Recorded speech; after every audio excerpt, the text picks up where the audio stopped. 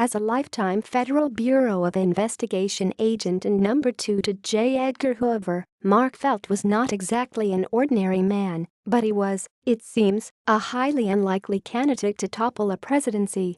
Felt was the man behind Deep Throat, the Watergate whistleblower who led Bob Woodward and Carl Bernstein to the explosive truth behind that break-in. He lived only as a shadowy mystery in the popular imagination until he gave up his long-held secret in 2005, a few years before he died. By then what he represented had already transcended anything an actual human could live up to. It's not a surprise then that the fictionalized telling of his story in Mark Felt, the man who brought down the White House, is a little underwhelming. The mundanities of the truth could hardly be as sexy as decades of intrigue and mythology enshrined in history and the enduring greatness of all the president's men. But director Peter Landesman, Concussion, and star Liam Neeson nonetheless managed to weave together a fairly compelling, if disputed, tick-tock of how it all went down from Felt's purview. And it all started with a slide. We're introduced to Felt in his ordinary suburban home, getting ready for another day of work at the bureau. He's a tall and soft-spoken man who hides the dirty secrets of the country and his organization behind a stoic poker face.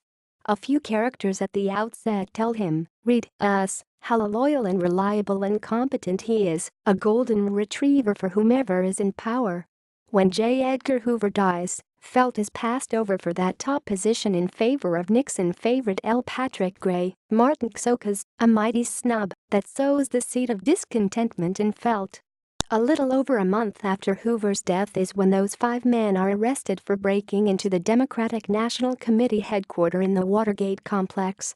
The peculiar facts of the case raise eyebrows at the FBI, but then the White House starts attempting to interfere with what should be an independent inquiry. So Felt takes it upon himself go another route, to the press. As Felt, Neeson is understated and convincing despite his tendency to drift in and out of his native Irish accent. He's also dealing with more than just executive office corruption. On the home front, his grown daughter has been missing for a year, which has put a strain on him and his wife, Audrey Diane Lane. While it's understandable why Landesman has included this background, it also feels very tacked on and insufficiently explored to have much of an impact. At the very least, it could have been cut for length. The film is at its best when it is dealing with the central story, which can also at times feel like a bit of a repetitive slog.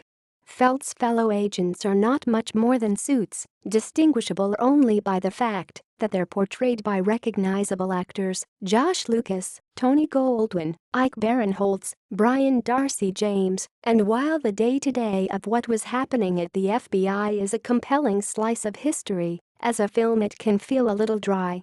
Largely absent from the story are those 2 central media figures, Woodward and Bernstein.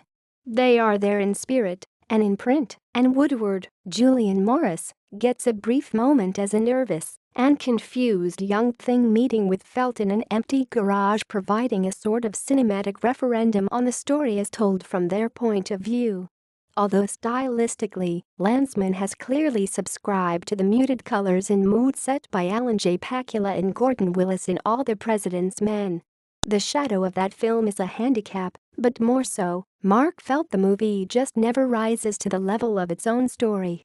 Mark Felt, the man who brought down the White House, a Sony Pictures Classics release, is rated PG-13 by the Motion Picture Association of America for some language. Running time, 103 minutes. 2.5 stars out of 4.